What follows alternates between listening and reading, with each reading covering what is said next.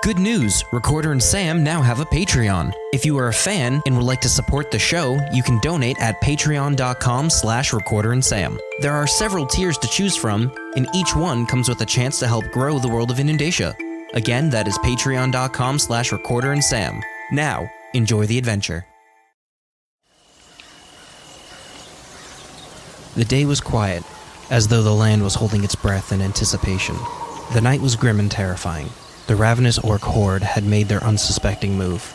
The elves knew not the bloody fate that awaited them. The orcs, led by Tarsk the Hungerer, swept over the elf city. They had lived undisturbed for generations. They were as peaceful of a society as they could be, but Tarsk was hungry. He commanded his horde to take the city. He, with his army, slaughtered every living being in the city. The acts they performed that night carried with them the evil of 1,000 wars. This night had left a stain upon the land. To show his approval, Groom stained the night red. On the anniversary of this slaughter, the world remembers. The sky turns red, the moon hides, and the name Tarsk the Hungerer is feared. Oh, you brought, people with you? Monsters? People? I mean, I invited people, but they're also both. It's as offensive as it can be. I don't know. Hope that doesn't hurt your feelings. We prefer the term beasts. Thank you. All right, beasts then. No, I'm just fucking with you. It's fine. Okay, assholes then. Well, it's nice to meet you. I'm Recorder. Tad. Cassandra. Nice to meet you. And this is a 10-gallon jug of cider. I'm Sam. I'm Recorder. And this is Recorder and Sam.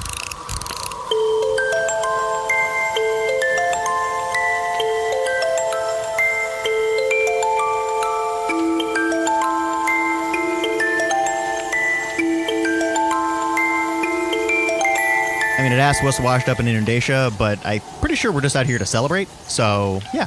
I'm surprised we're doing this tonight. Of all nights, why are we doing it now? Yeah, I noticed you were telling, you probably actually remember. I don't think anybody's told enough stories to make you forget. How recently, who told you that story? That's just a story that was passed down from pretty much everybody that was around at the time. I mean, this happened thousands of years before the war. Yeah, so a lot of that's kind of been, not lost to history, but kind of faded by history. So you're telling me people don't lock themselves in at night anymore? Oh, absolutely not, no. Really? No. They're not terrified of Tarsk the Hungerer potentially coming back to enact his revenge? We walked past like 30 kids in costumes, so... Kids are out tonight? Yeah. Kids are out every year on this night. Yes. Really? Oh, absolutely. I feel like kids shouldn't be outside at night these days anyway. I mean, in a city as big as Lattice, what could possibly happen when there's a wizard on essentially every street corner? He's pretty much right. I mean, worst case scenario, your kid gets hurt, there's a cleric to heal him. I guess, but, I mean, the last time... not that I celebrated or were with people on this night, wasn't exactly a fun night. People were scared, people hid, people prayed that nothing would happen again. That was a long time ago. Now kids go out and get free candy. Okay, alright. It's basically turned into a lot of good fun by this point. Fun on the night of the slaughter? Yeah, it's not that anymore. It's culturally known as Peerhinvale now. Peerhinvale. I mean, it was called that back in the day too, but it was kind of, it had multiple names. The night of the slaughter, Peerhinvale. But it really all depends on what aspect of it you're looking at. Peerhinvale has come to encompass the celebration portion of it, which is really all people want to look at. Do you really want to deal with a night where you gotta lock your doors and hide under your bed all night? Or would you rather go out and have a party? I guess, but my question is, what are they celebrating? The harvest, mostly. I guess. Feel like the harvest continues to happen, so it's always in the foremost of people's minds in this. Yeah, but a good harvest is what leads you to the next year. It's worth celebrating. Yeah, I'm just coming to this with you for the first time, Sam. We've never, been together on this night, and I'm still in the mindset of this is the night where everybody could die. No, this is the night where everybody gets candy. Are you going to spend the entire night sitting at home behind locked doors, or are you going to get some candy? Well, I don't have doors, and I can't eat, so... I think he's gonna not partake in either, and I brought some candy if either of you two want candy. That's okay. When I'm in this form, it's kind of difficult for me to have sugar. I was going to ask that. Before we get too deeper, let me do some introductions. Recorder, this is Tad and Cass. They are both lycanthropes. When I invited them out here, they did not look like this. Okay. Because usually you bring, and I mean no disrespect, but usually you bring people out here, not monsters. They are people.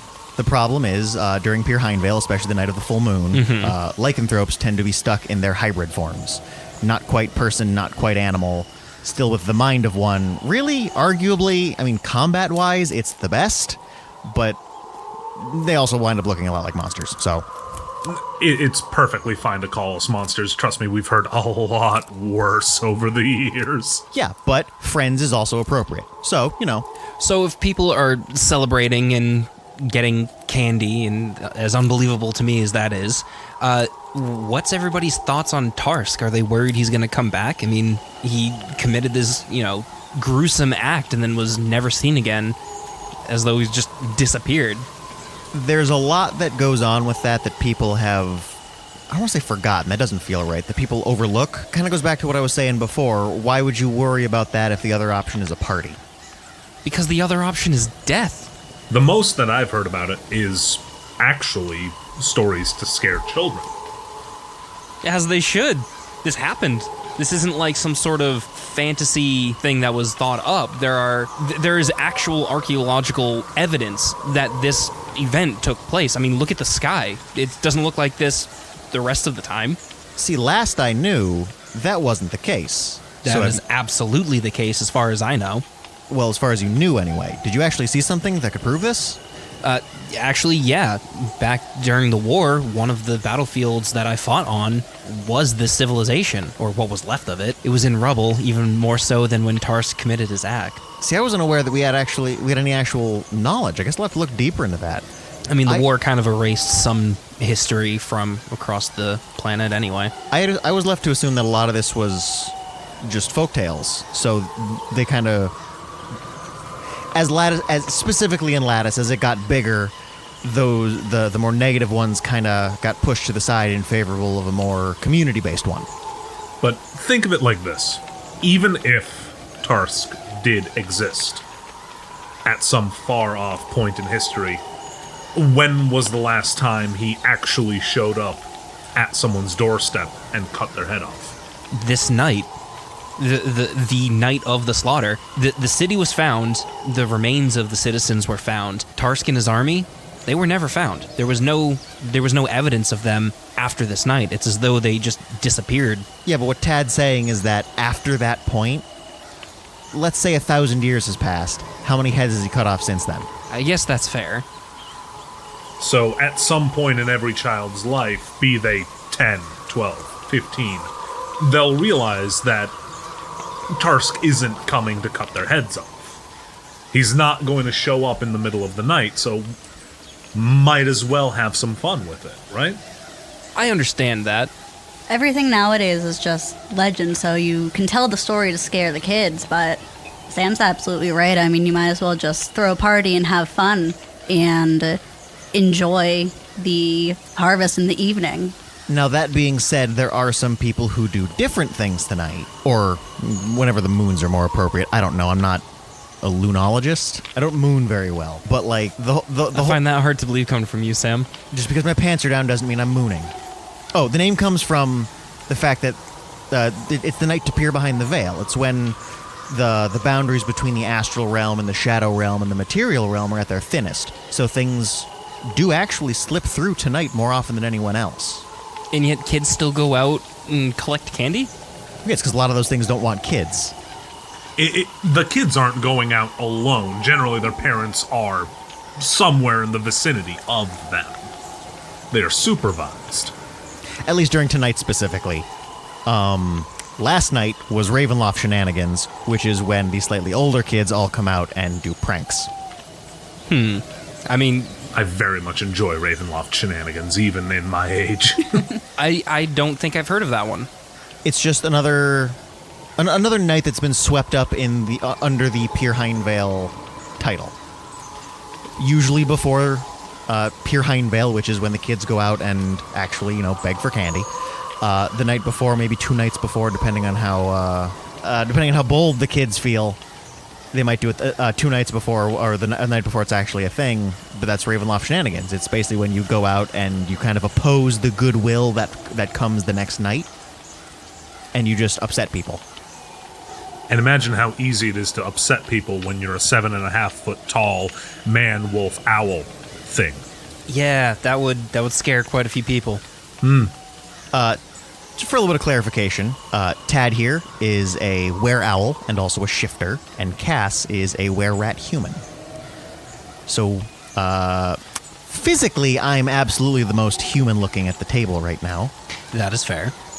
That being said, why don't we dive right into you guys? How do you guys celebrate this season? So, I don't know how much people around Lattice have heard. I certainly know that close to our district, we're somewhat minor celebrities, I think I would say. What do you think? I would say so by now. At this point, probably. But we actually lived in this area long before Lattice grew around us, essentially. We kind of became a part of the city more than we actually moved to the city. And So, what you're saying is you guys lived outside the city, what, like maybe 30 years ago? just about, yes. And as Lattice got bigger, you just kind of found yourselves in the city. Essentially, yes. Okay, good. I thought I stumbled into somebody else's house. No, just mine again. Which is very impressive, considering just how much land around our house we own. It's really easy to stumble in not a straight line when you don't know where you're going. I suppose that is fair, yes. Is it possible to stumble in a straight line? I don't know if I've ever done that. It might be. Theoretically, I guess. I think it involves more spinning. But yeah, I passed out in their garden, and that's how I met them. I actually met them this time, as opposed to passing out in their living room. So, essentially, our garden, as Sam calls it, is probably a couple acres worth at this point. I don't know how much. 10, 12 acres, I want to say. Yeah, give or take. Is it more of a farm? Let's call it a preservation, if that makes more sense. We don't necessarily farm anything on there. We just kind of let it go. Okay, so a little... A little look into what Lattice was. It's kind of like time in a bottle. Exactly. A little bit like that. See, I'm actually a druid by trade. Things like herbs, things like animal products were something that I would use to provide for people in the area, and when Lattice caught up to where we were, we just kind of left it be and let nature take its course, as we are wont to do. And at this time of year, we sort of provide a little extra fun for the children of the area. Set up some games, set up some events on our land, and let them explore in a very controlled, wild environment. Okay, so kind of bringing back a little bit of the past, I guess more recent past for you guys, of a wild night to celebrate rather than a night to fear for your lives. Oh, we have a little bit of that too. I mean, look at me. I guess that's fair. Yeah, I mean, I walked out with them like this, but if they walked out of the woods like that, it's a little startling. So, you live within the city limits, but you have you said 12 acres of kind of wild there. Are you guys like a supplier to the city of Lattice for anything, or?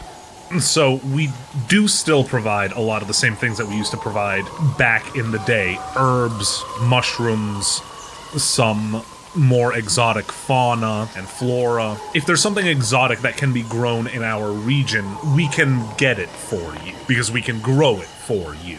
Okay, so you're kind of a custom produce vendor. In a sense, yes. Sort of a specialties deal. Okay. My better half here deals with the sort of more extra planar set of curiosities. So you deal primarily with things of this world. Yes. I gotta ask, because it's come up a few times. Drugs? Like recreational drugs. Only those things that I can legally provide as per the terms of my permit. No drugs. Got it. I don't know. Which is something that we never used to have to deal with, and it's incredibly annoying. Are you all right? Do you got something in your eye? Your one eye is just keep closing over and over again. No, it's getting dark, and this is kind of a combination of 3 different species of eye, so it's just taking some time to adjust. Okay, I thought you were winking. No, absolutely not. Why would you even say that? I don't understand what your implication is, sir.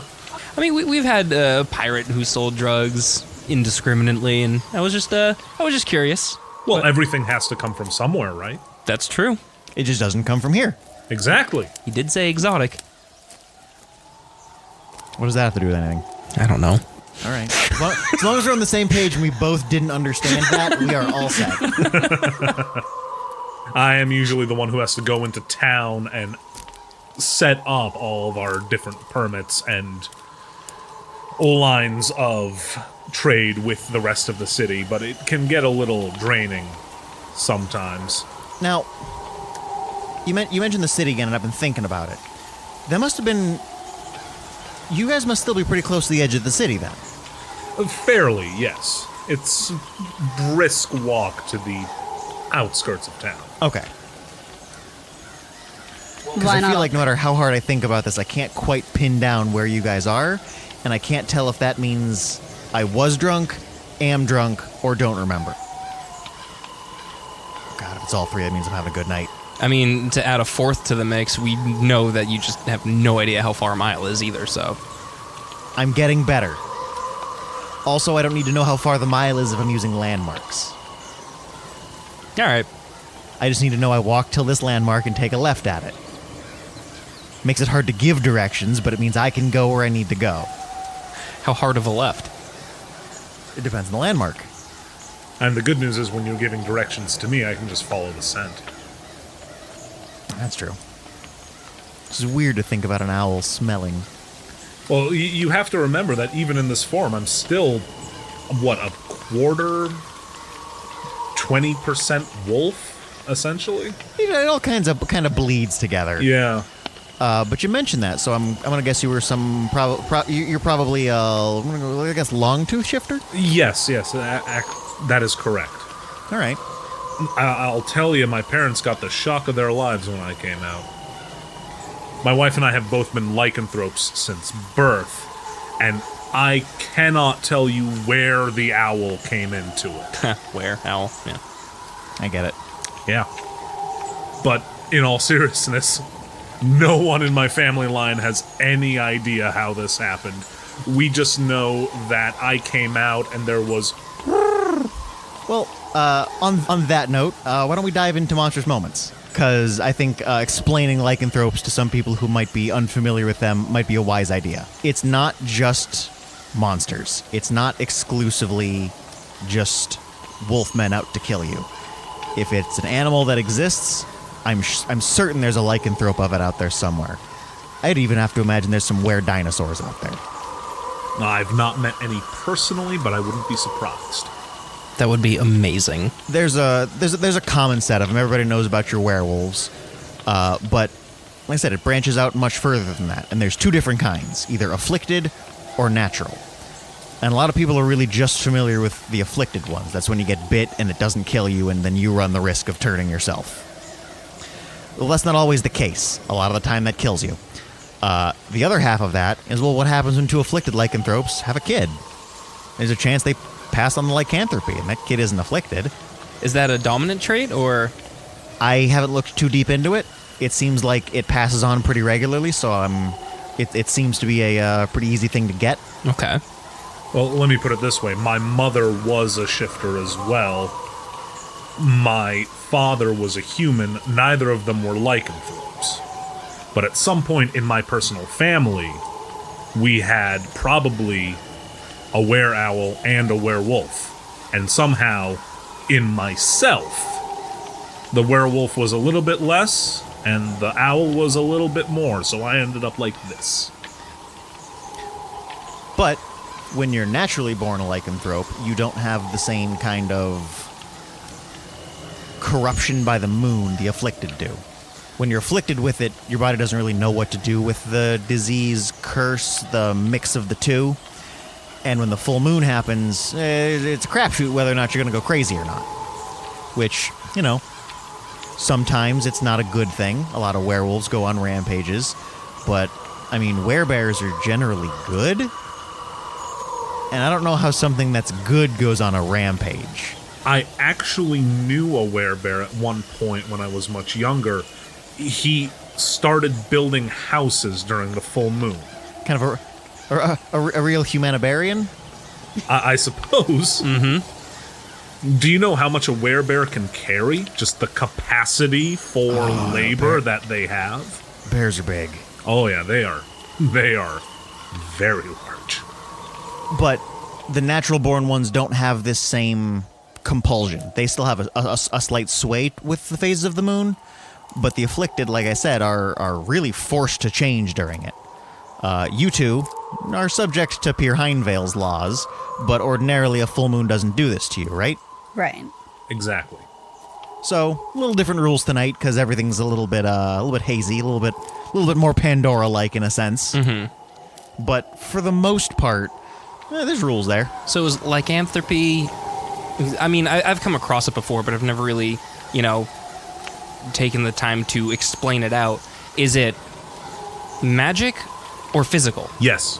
I believe it's a bit of both. Okay. So Because it's a little bit of both, that's why it can get passed on from parent to child. Okay. Most curses tend to stay with who gets them, but because it's still afflicted by a bite, it can be passed on from species to species.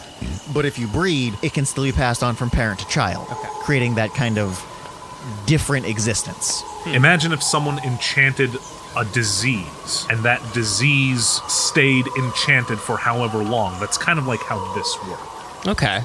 I can see that. I do not want to see what an enchanted cold would look like, though. Please, nobody get any ideas that's listening to this. It's a whole new level of snot webs.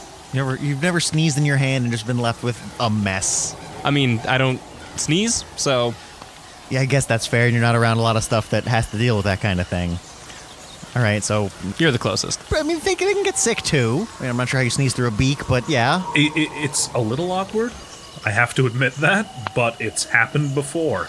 Just sounds like a flute. If that's what it was, I would be a lot wealthier man than I actually am. Ahu instead of achu. Mm-hmm. I have the one advantage over other lycanthropes of my druidic training, that I can still use wild shape during this time, so unless I need to interact with people, I can be a dog or something. You could just be an owl as opposed to a big monster owl. Actually, though, I could do that if I felt like it, which has its advantages, I'm sure you can imagine. Yeah, absolutely. Being a smaller owl with no arms, I imagine, is much more convenient than being a... Can you fly like this? Not well. All right. If it was not Peerhinvale and I could fully shift into my owl lycanthrope form, it would be a lot easier for me to fly. All right. However, the time of year being that it is, and I can't exactly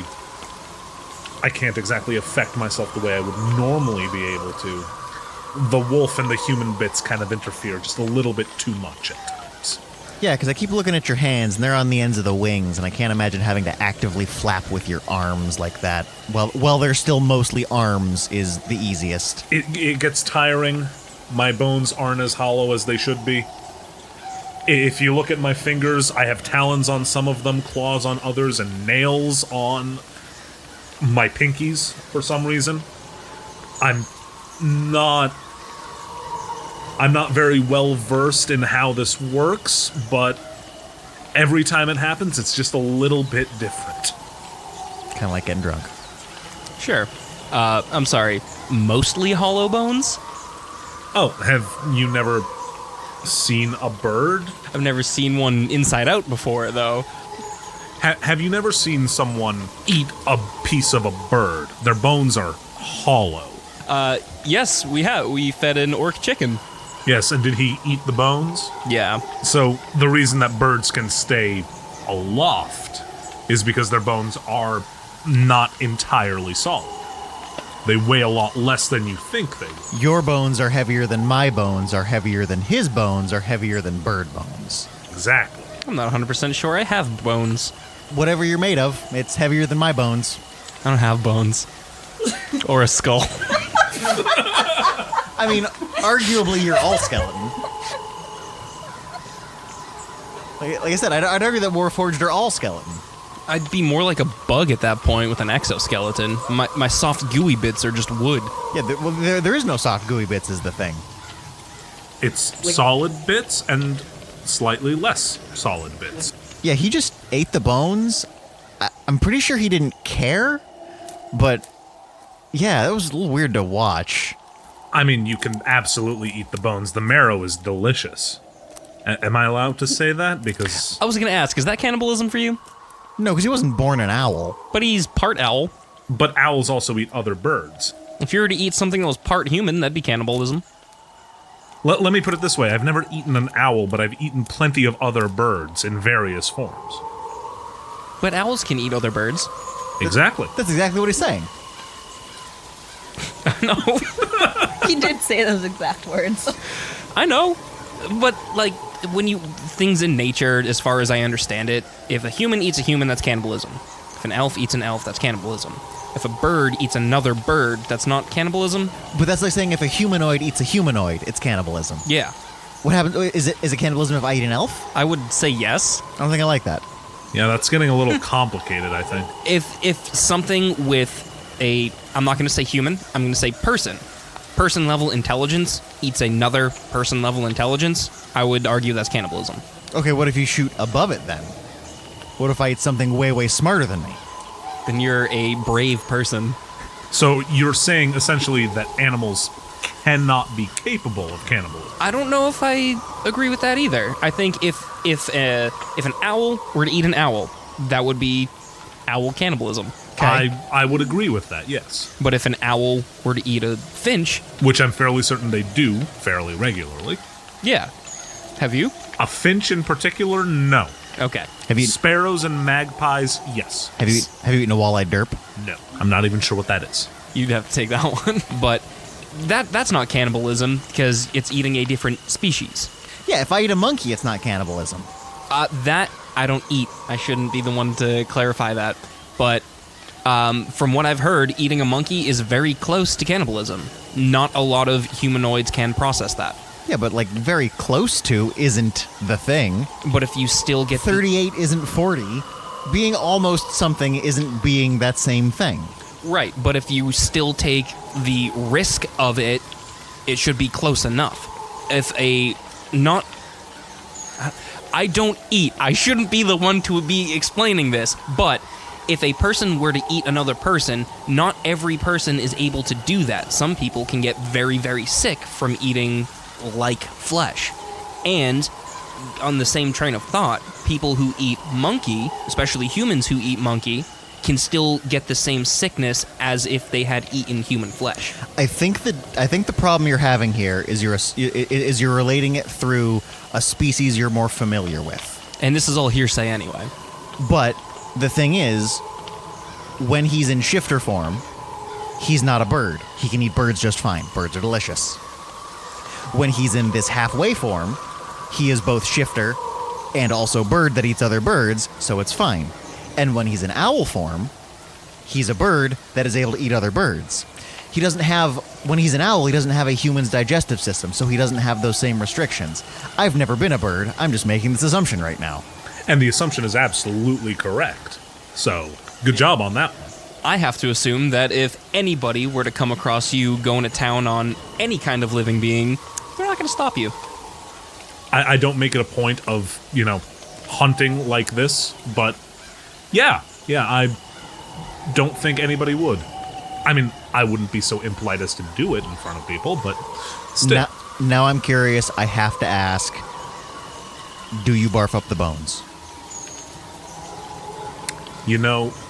I haven't, but at the same time, I also use magic to change my form, and now that you mention it, I genuinely do not know what happens to them. I'm going to assume that when I use magic to change my shape as a druid, it affects the contents of my stomach, so I have not actually ever needed to do that. Oh, yeah, I mean, by the same logic, if you turn into like a T-Rex and you eat more than your stomach could physically have inside it, and then you turn back to a person, You don't explode. yeah, you're not left with a burst open stomach. So yeah, no, I like that. That's fine. I'm also not magic. I have no idea how that works. You're the one able to do that thing. I just drink. Does that mean the contents in your stomach then shrink to equal the size it should be at your current size? Because if you're the size of an owl and eat bones and then turn back into a human size, does that mean those bones now expand inside of you? Considering I don't think a human digestive system would be able to handle bones like that, and I haven't had any problems yet, I'm gonna say no. I think the innate magic of all of it just kind of eliminates these problems, just kind of smooths it out so he's not left with a nasty stomach ache upon using a helpful ability. Again, I just do the magic. I don't actually know how it works. I mean, yeah, I'm perfectly fine with that. I just bones and throats. Okay, so let's move past that then, Please. and let's talk about what this night is actually about, which is, at least from my knowledge of the celebration, is a little bit of fear and also appreciating how thin the veil between the worlds can be. All right, let's talk about the thinning of the veil. What kind of things are coming through? Do we lose people? We have the potential to lose people. A lot of the stuff still needs help. Think of it kind of like this. Normally, between the realms, there's regular old walls, brick and mortar walls. But on tonight, those walls kind of turn into curtains. The wind can blow them out of the way and something can quickly slip through a gap. Someone on either side can politely pull back the curtain and let something through. And that's the inherent risk and thrill of the night. Now, this phenomenon, does this stem from Pandora? Because it sounds very similar, or is this just a Pandora-like thing that happens? This is more one of those the planes are in alignment kind of thing, and the light shines perfectly through to do whatever. Now, this aspect I was unfamiliar with. I don't know if you'd be able to answer this, or either of you for that matter. Does this come like it's always been this way, or is this another side effect of what Tarsk did? If anything, Tarsk might have been a symptom of it for all we know. If he actually existed the way that you seem to think he did, there is a chance that he wasn't really an orc. He could have been a spirit from another world that crossed over. That would kind of make sense of how he disappeared without a trace with his whole army. They could have just slipped back behind the curtain before they received punishment. Or he could have actually existed, and when Groomsh decided to stain the sky red, since the veils are the thinnest, maybe it also leads to the divine realm, and it was an easier task for him. And on the same note, maybe they slipped past the veil and are physically no longer in this realm. Which doesn't eliminate the possibility that they won't come back. Well, they were still mortals if they were mortals back then, so they would be dead by now. Orcs do not have a long lifespan. Unless time works differently where they slipped away to.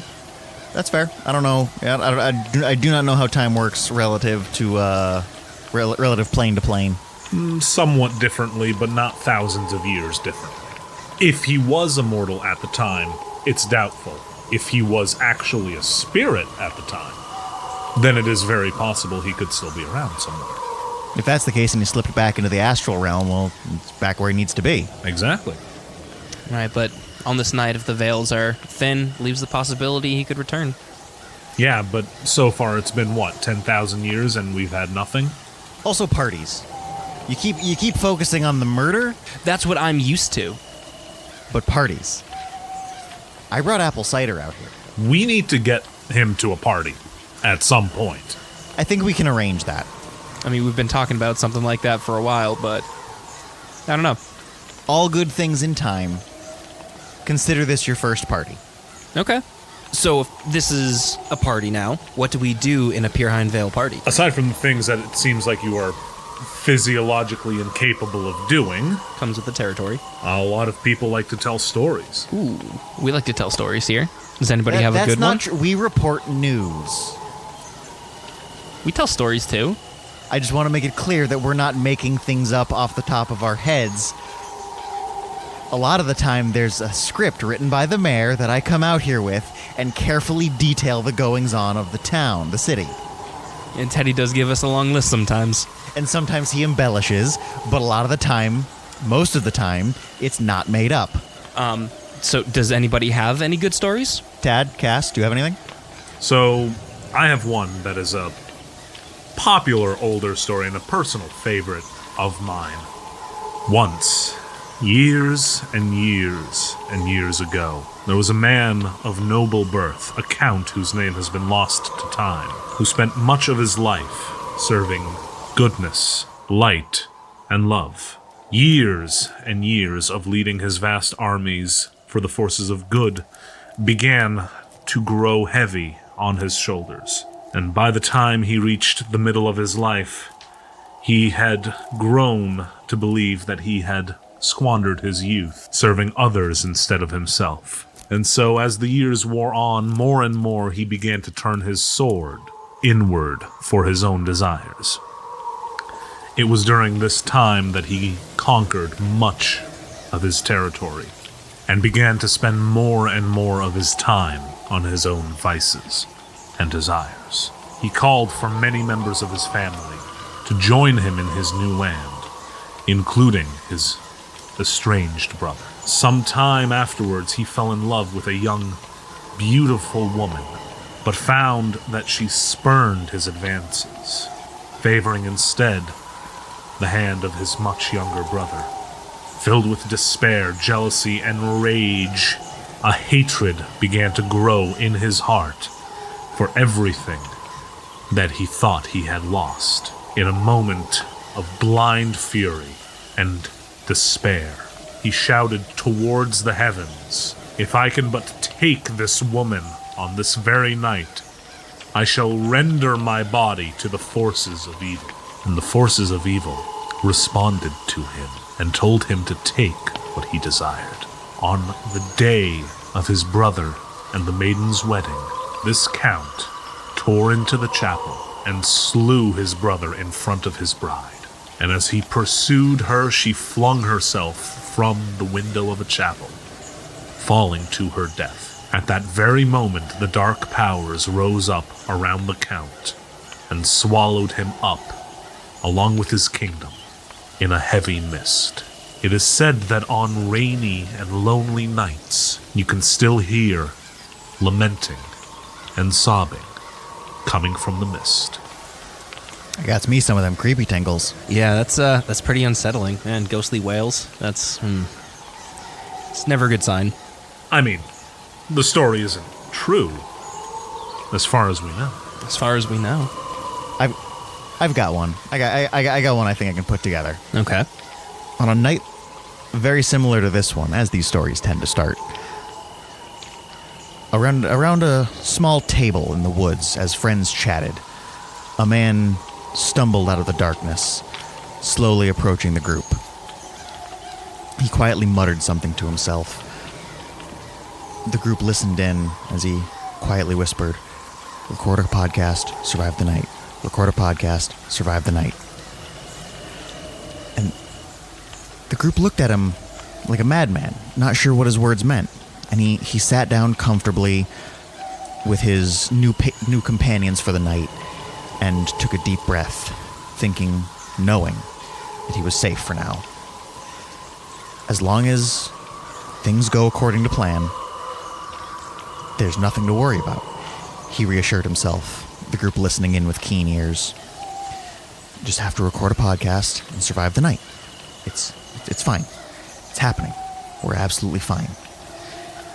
And off in the distance, a soft scream is heard.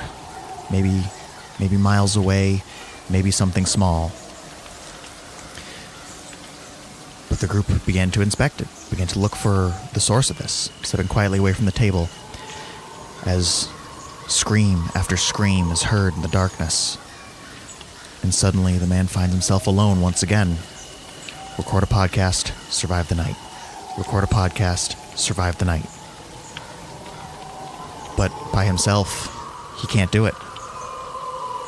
So he seeks a new podcast to record, looking for a new group of friends to speak with. Hey, Sam, Hey, what's up? why did you want to start this podcast? Because flyers are difficult. Would you say everything's going according to plan? Everything's going according to Sam. I'm going to choose to take that as a yes. I mean, I don't think the people in your story had a, man-wolf owl sitting at the podcast table. That's probably true. I feel like we'd have slightly better chances. I don't know. There are things out there in the woods, in the dark. Like a dryad who adds stuff to your junk. I wonder how she's doing. Let me rephrase that. A man-wolf owl that can also do magic. I mean, that's a win right there. I feel like of all the potentially terrifying things in the woods, We have the most. In one being, mind you. We do have all the night predators in one chair. it's funny how that worked out. So, on that kind of spooky note, Cass, we chatted out here that you and your husband don't exactly do the same kinds of things. You briefly mentioned that you work with a much more arcane source than he does. That got me thinking, and we might have joked about it before, but do you help move the veil aside? Oh, absolutely. During Peerhinvale, that is my biggest task, is helping bring spirits and ghosts to our side of the veil. Some of it is bringing loved ones to visit for the night. A lot of the time it's bringing restless spirits over with rules of not hurting anyone. So that was my next question, was how malicious is it? And it sounds like It's- not overly. It's not. The goal is for me mostly to provide lighthearted scares and fun. There's no real malice or evil intent behind it. I mean, if they stir up a little bit of extra trouble, so be it. But as long as they don't go killing anyone, we're fine. I imagine a lot like with demons, if they can find a rule or two within their rules that they can bend and break, they're going to. Absolutely. But it seems as though you'd only allow people or spirits to cross over that are willing to play nice. Right. Okay. Occasionally there has been the one or two that agree to the rules and play nice, and then things get a little out of hand. But at this time of year, I think that's a risk everyone seems to be willing to take. That's why Okay. we have people sign disclaimers. Fair enough. With the magical rules as they are, I think everybody is still on edge tonight, expecting something to happen, assuming nothing will happen, assuming nothing dramatic will happen. To them. One big scare isn't exactly hurtful versus, a mass murder. Right. One common misconception around this time is a lot of people think that because it seems like the spirit world is growing a lot stronger, that our world becomes less powerful, and that simply is not the case. A lot of times I can help provide just that little bit of extra magic from our plane to enforce our rules with the spirits as well. Cass, you mentioned that this is kind of a job for you. Do you actually get compensation for doing this? Yes. Some of it's just for fun, loving the time of year, liking to enjoying the night and providing little scares and things for kids and teenagers. But a lot of the time it is people coming to me or to us and wanting to play a trick on a friend or a spurned lover wanting to heckle someone, harass someone, and they will absolutely compensate me. Different means depending on how intense the spirit and the scare. Okay. Now I gotta ask, does it ever go the other way? Does something from the other side try to pay you to let it come through? Occasionally. It has happened when there's been a spirit that's had enough of a presence, will try to make contact and will promise compensation should I let them through so they have the physical means of payment. But we try to be careful with those because a lot of times those spirits are just as malicious as they are well-meaning. Yeah, I can imagine. I also have to imagine that some spirits could actually get their hands on money. I mean, adventurers go to the astral plane plenty often, and heaven forbid they're slain there. They bring their actual body there with them. And on the same note, when you astral project, something else can go into your body. So, I mean, we run these kinds of risks not just tonight, not just in this season. So this ferrying between worlds, I guess is fair to say. Do you notice that it happens more often during this time of year, or is that something you do all the time, year-round?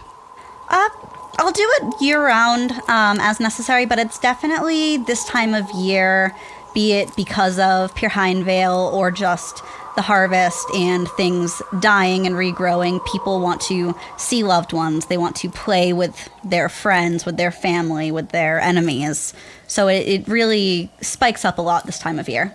You mentioned that sometimes some of the more sometimes the more malicious spirits sneak through. What would you say would be the worst case scenario that's happened to you? I think a few years back there was a convict who had passed some few decades ago, tried to make his way through. It was one that we personally weren't familiar with at the time, and he was one who came to us from that side versus someone trying to bring him over, and he pled his case. It seemed like he had unfinished business, people he wanted to visit, things he wanted to do, and he was convincing enough and he was willing to pay enough that I thought it was fine. Let him out for a couple of hours. What could the harm do? And he actually tried to get back in the business, I guess is the best way to put it. Ooh, that's not good. No, that was a fun little ghost hunting expedition we had to go on that year to find him and send him back before any real harm could be done. Wow. Yeah, I think his name was Victor or something. Wow. Now, is there some sort of time limit that these spirits have when they cross over? Does like the gap close, and when that happens they're either cut off or immediately sent back? The veil is definitely at its thinnest at sundown. It's just when the moon is out, things just lend themselves to that kind of magic and those kinds of crossovers. So as it gets closer to sunrise, as the next day comes, it's preferable to make sure everything is taken care of. That way, nobody gets trapped on one side or the other. Okay, so it's more of a mutual understanding that the spirits don't want to stay here, right? Right. Okay, because I can only think of some kid wanting to see their grandparents again and them getting cut off and left in our world until the next year for them to just go mad. I mean, there are other means to do that. You don't necessarily need the spirit here to speak with them. Right, but I'm specifically talking about those spirits that do cross over. Or humans that cross over, people that cross over to the spirit realm. I mean, it's not impossible for them to get back during any other time. It's just a good deal more difficult. It's still not something you want to have to figure out a solution to. Exactly. We do charge extra for that. Kind of like breaking stale bread versus breaking fresh bread. Exactly. Now, if some of these spirits come over and they weren't as earnest as they seemed, does the responsibility of what they may or may not do fall on you? Or is it an understanding that you just have the ability to do this and what they do is their fault?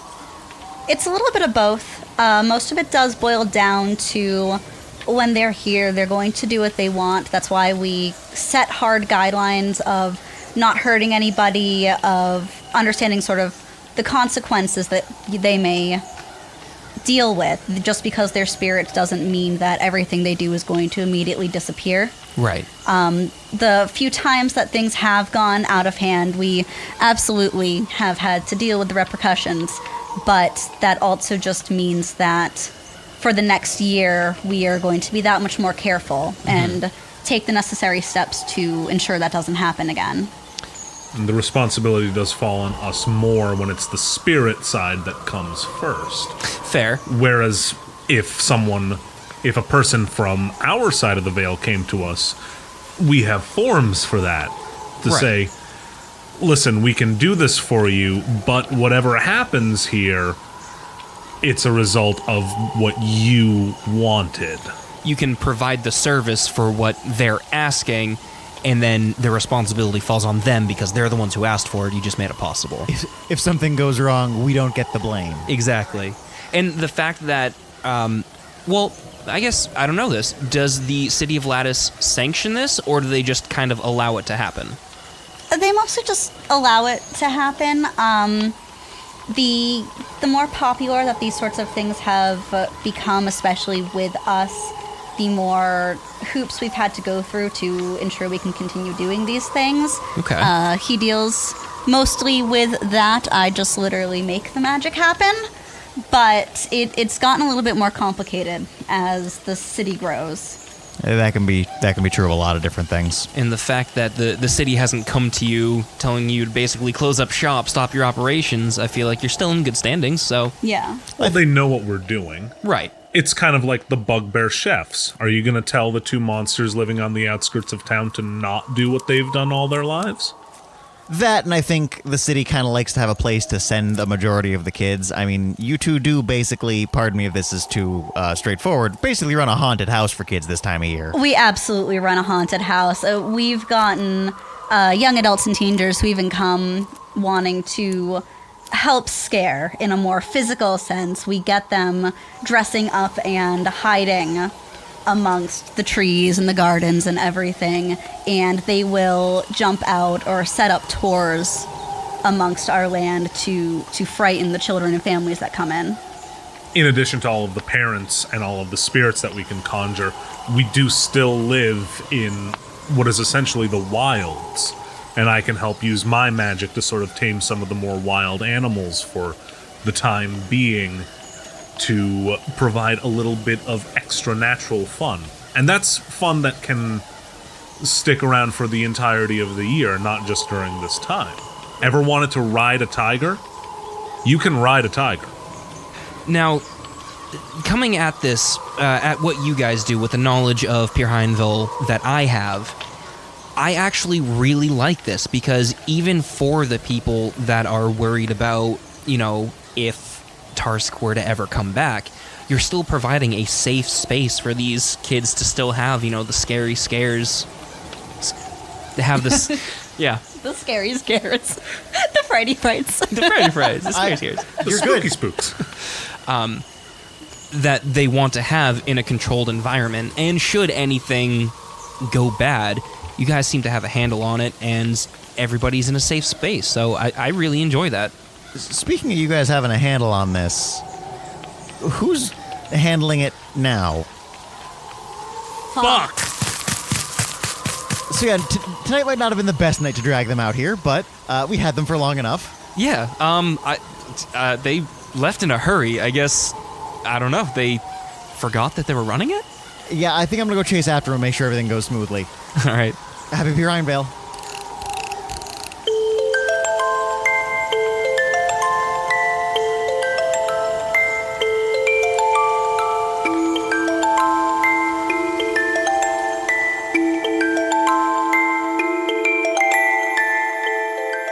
Sam was played by Tucker Avery. Recorder was played by Kenny Boucher.